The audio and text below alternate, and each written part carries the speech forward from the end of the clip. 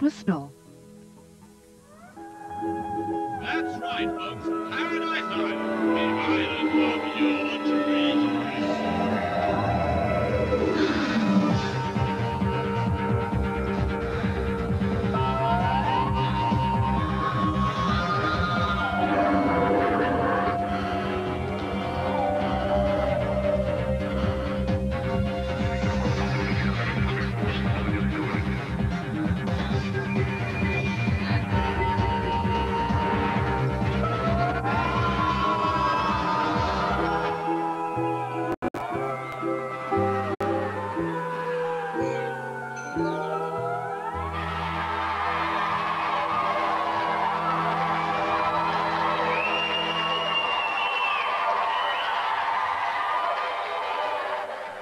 Good evening, viewers, and welcome to the Games Master Christmas Special.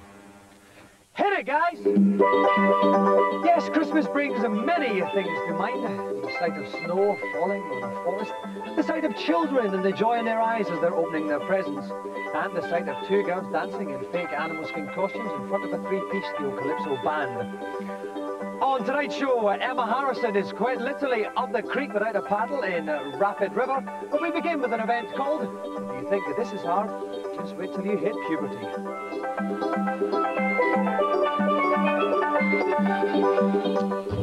Yes, it's Christmas.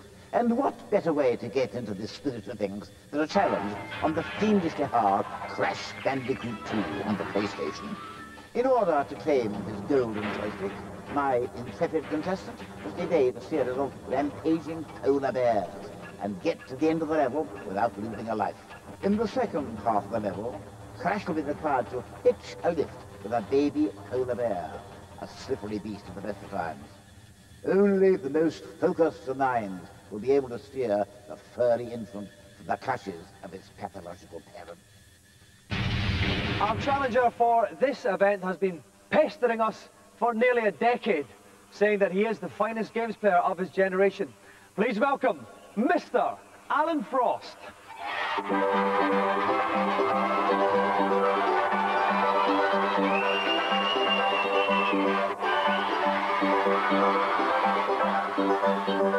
Welcome to the show, Alan. Hiya. Right, Alan, how old are you? 6. 6, and so you go to school. Who's your favourite teacher? Miss Lynch. Why do you like Miss Lynch? She isn't like the other teachers, because the other teachers like tell you to tidy up the classroom when the teacher does it. But Miss Lynch says you can leave the classroom in a big mess, I don't care. She does it. She tidies it up. But I think, Miss Lynch, you haven't quite got the idea of that power structure yet, though. Now, when you're not at school and you play games, we know that you're very good at video games. What's your other favourite toys? Star Wars. Star Wars figures. How many Star Wars figures have you got? 1. 1? Which one's that? Luke. Luke Skywalker. Is that your favourite toy in the whole world? Yep. Well, Alan, if you do our challenge, we're going to give you a Christmas present. If you don't, I'm going to keep the Christmas present, and you're not going to get anything. Yep. While we rush out then and find the cheapest thing we can possibly buy to stick in this box for young Alan, let's take a look at today's news.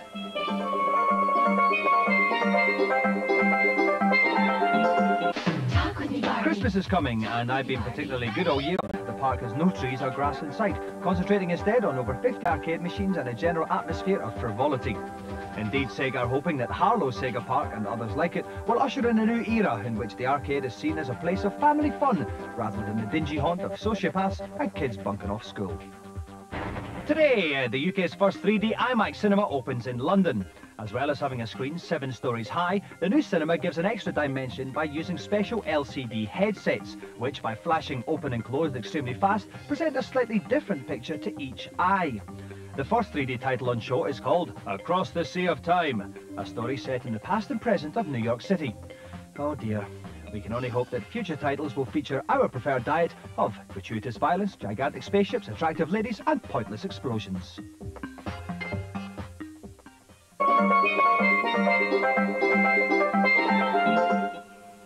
6-year-old Alan Frost is about to show the world why he is the finest games player of his generation on a Crash Bandicoot 2. Helping me describe the action is the ever-youthful Kirk Ewan. Kirk, it's Christmas time. What are you hoping to find in your sack? Well, I very rarely find anything in my sack, let's be honest. I'm usually, I find it a very barren place indeed. And so that's what I'll be expecting for Christmas, same as usual, nothing. Right. Now, Alan, though, if he does the challenge, will get this fine present, which he has no idea what it is yet. It'll be a really nice surprise, only if he gets it. If you don't get it, Alan, if you don't win it, you don't get the present. You know that. Too cool.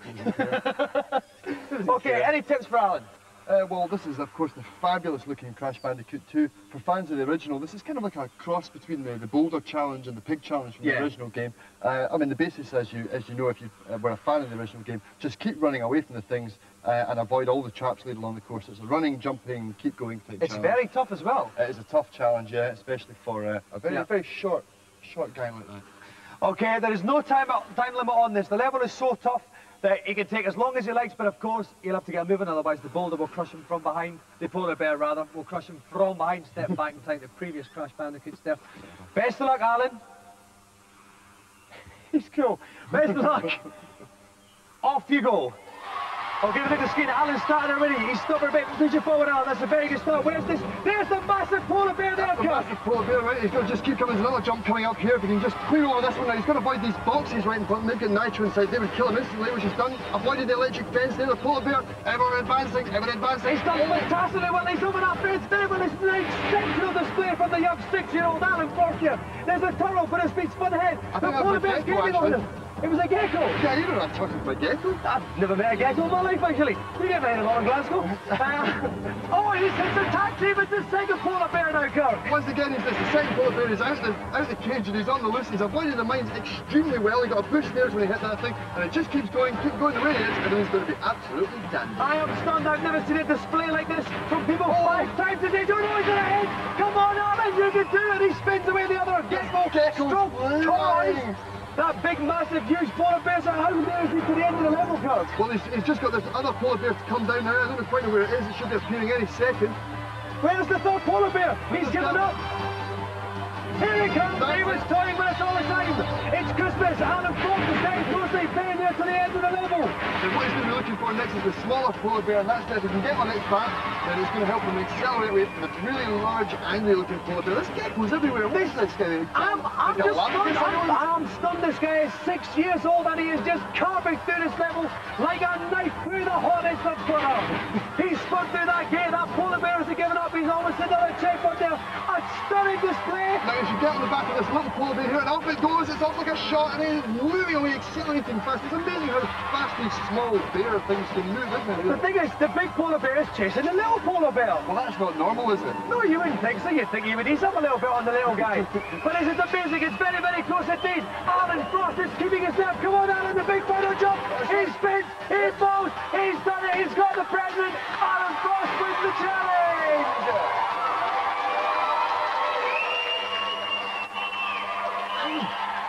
You did it. Was it easy? Not really. No, it's a very hard game, isn't it? You're just very good, aren't you? Well, I tried my best. Yeah. So would you like to open your present really quickly? Let me put that bit. Well, here on Games Master, Christmas is a time normally associated with wasting huge amounts of money on video games. So a very merry Wednesday 90, and it'll look like you're running it on a P200 with 3D effects. It's truly incredible. Light sourcing and particle effects like you've never seen before. The game is totally... Never liked RPGs, but this one definitely breaks the mold. It's completely engrossing. The interactivity there is amazing. You've got graphics and some of the most incredible moments in computer game history all in one package. With 70 hours of gameplay, you're probably still going to be playing it this time next year anyway.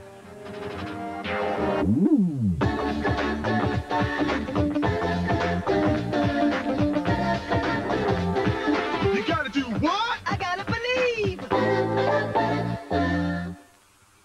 I bet you never thought that a toasting frog and a small dog in a beanie hat was going to make your Christmas, but it's certainly going to be making mine. This has got to be the most unusual And while we're on the subject, the most warped video game in creation, but it's incredibly entertaining. A very simple concept, brilliantly executed, enormously creative, fun, great music, pretty graphics. The best game this year by an awful long way. Now, if you behave yourself this year, you will get one of those fantastic games as a Christmas present. I've been especially good, so I'm getting 2. They're all part of today's Celebrity Challenge. I'm well known for my love of the great outdoors, and it's not unusual to see me, paddle in hand, engaged in a sort of aquatic tomfoolery. My contestant tonight has a very similar challenge. Heading into uncharted waters on the arcade game Rapid River, they'll be relying upon precision and stamina alone to guide them to the finishing line before the timer expires. Our special guest today has done a plethora of wonderful things. Films, neighbours and tons of magazine features, a couple of which I keep underneath my bed. Please welcome Emma Harrison.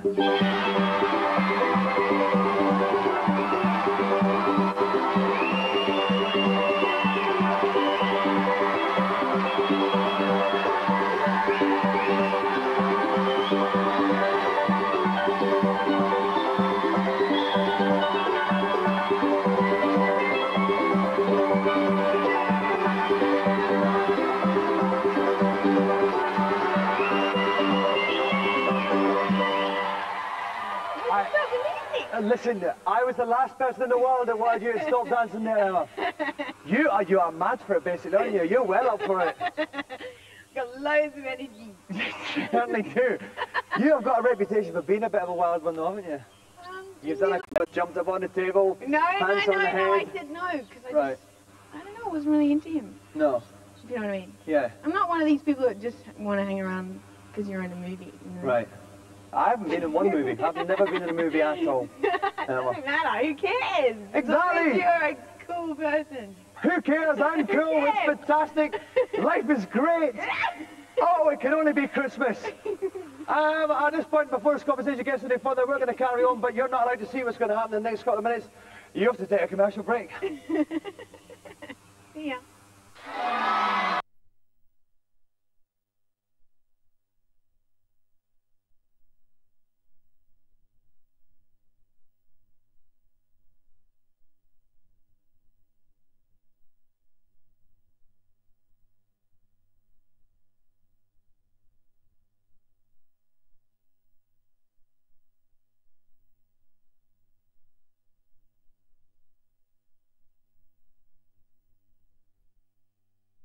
Yabba dabba do Gale time here today because Emma Harrison has kindly joined us. She's jumped inside a large inflatable object. Derek Lynch is going to help me describe what she does with that object. Now, Derek, in her hands, Emma has 2 big, huge, enormous paddles. If you had your hands on those paddles, what would you be doing?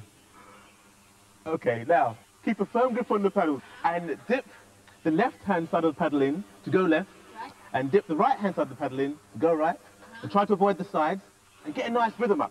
Okay, that's the tips for Emma. We wish you all the best. She's going to get down to the bottom of the course before the time on the machine runs out. Emma can take any route she likes. She can basically do anything she likes on this show. Best of luck, Emma. Start paddling. Okay, not much background much to tell you about. You can see her paddle in front. Emma's using it. On the screen there will appear instructions to go left or right. None of them appeared yet. You can see the time ticking down to the centre top of the screen. You can see a left turn there, and she's managed to turn that admirably. That's right, she stepped the pedal in to direct it. Come on, Emma. Turn right, get the speed up. Lots of big spurting gushes of lava as Emma sails by. Hardly surprising. Okay, we've got another right hander. The time is still ticking down. 57.56. It's not bad though. She's doing very well. Very well, very consistent. She's a remarkable woman. Most certainly. Oh, look, there's a...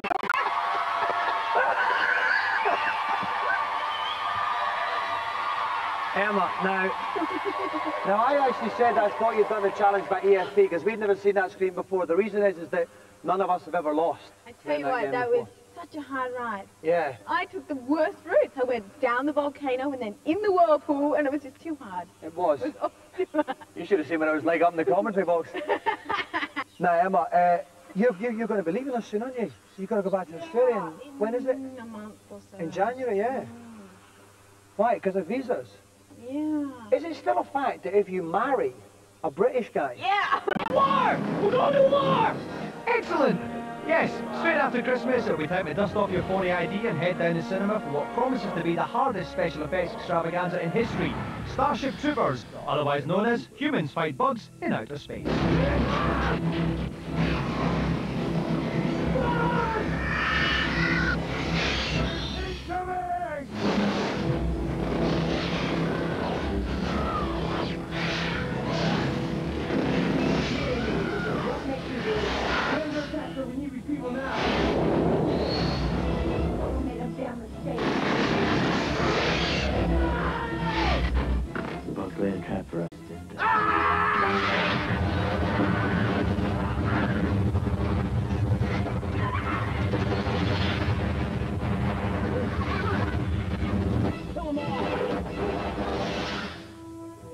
Starship Troopers is directed by Dutch bloke Paul Verhoeven, responsible for Robocop, Total Recall and Showgirls.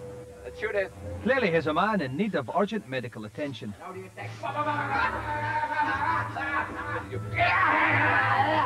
It's a movie about Paradise Lost. The innocence of youth is replaced by... Believe me, they are nasty.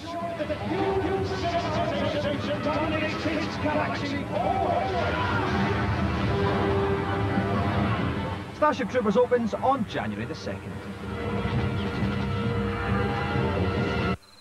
Well, that's it for the Games Master Christmas special. We're all roasting our chestnuts on an open fire. Which sounds like cue for a song. We all hope you have the most fantastic of Christmases. We hope that your presents are not cack, that your mum and dad don't have a big row in the middle and ruin it all, and that your granny doesn't bring her flatulence to the dinner table. Merry Christmas! Wait, Merry Christmas all!